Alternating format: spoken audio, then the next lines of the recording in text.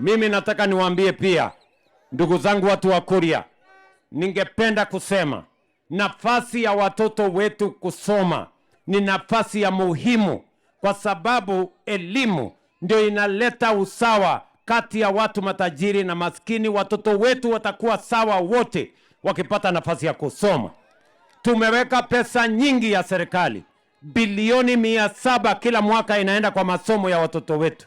Mimi nawauliza ndugu zangu watu wa Kuria, tusipate mtoto hata mmoja amekosa nafasi ya kwenda shule. Msichukue watoto wenu mkawalimisha shamba ama mkawachungisha ng'ombe, hapana. Tunataka kila mtoto aende shule kwanza. Na ndio sababu hiyo tumeajiri walimu 1,100 kwa miaka mitatu nimekuwa rais. Tumejenga madarasa 23,000 na pia tumebadilisha mfumo wa watoto wetu wa secondary na watoto wetu wa university kupata pesa ya kuwasomesha.